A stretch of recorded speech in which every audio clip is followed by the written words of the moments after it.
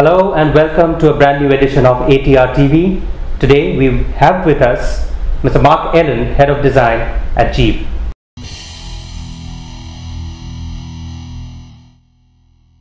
Hugely important for us. It fills a hole that we sort of have at the moment.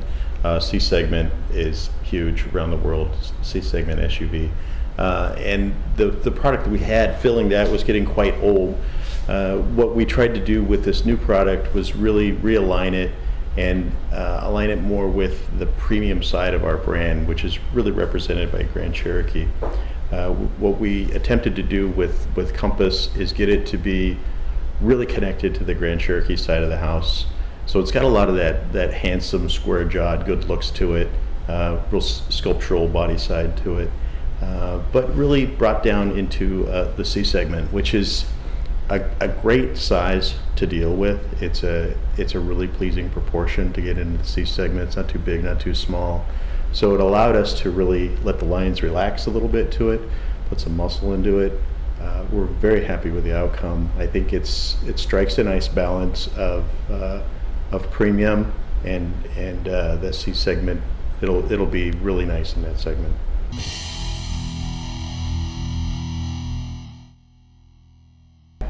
The Jeep DNA, honestly, I love what we do with the Jeep. That the face of it is solidified. The 7-slot grille is always presented, but we changed that up model to model. For instance, on this new vehicle, it's presented in this. There's a black band into the lights, and then the 7 boxes are presented in these 7 separate little. The slots are represented in these 7 separate little boxes. Additionally, one of the other cues on the side we have is this trapezoidal wheel arch, and where that really comes from is the very first Jeep, the little flat fender wheelies. The front fender was very sharply angled, and we've picked up on that and always have had that.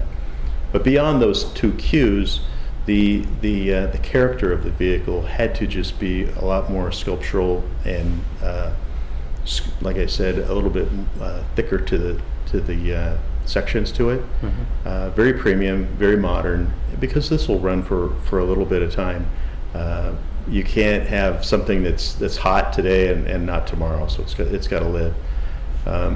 We're very happy with it. Some of the details on it, for instance, the black roof, I think is a very modern touch to it, and it helps slim down the body side a bit. For styling, for design, it's very important. I love that we connect every vehicle we do now to our very first vehicle before we were even a brand. Mm-hmm. That's huge for me, the historical significance of that. It's something that we've been cultivating over and over, and I don't see us stopping with that.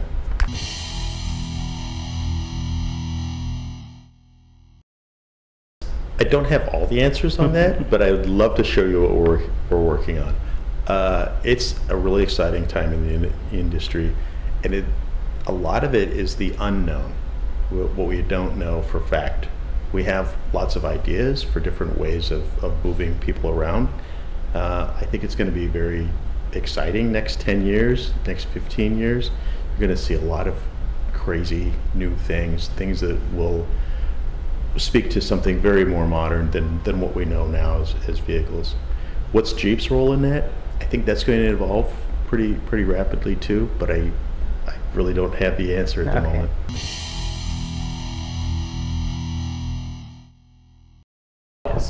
Well, first off, I don't do cars. We do SUVs. We do Jeeps. Correct. And we, I draw from really 2 main resources. And within the Jeep family, at the authentic, genuine end, we have the Wrangler, which is really the tough, rough off-road side. And then on the premium end, we have the Grand Cherokee. And we tend to connect all of our design work to those 2 vehicles.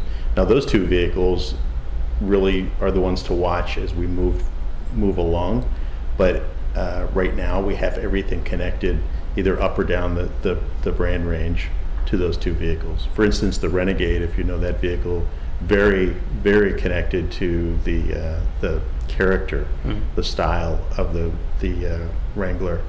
Very important for us on that. The new Compass is really connected to the Grand Cherokee. It's a more premium feel. It's a more sophisticated body side and sculpture to it.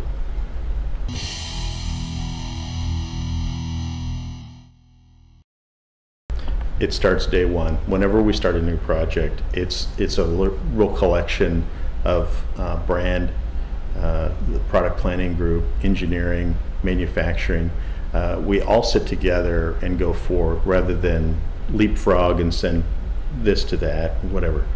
I think that's something that we pioneered probably in the 90s, and the collective group of it is really still alive and well, and we still work that way.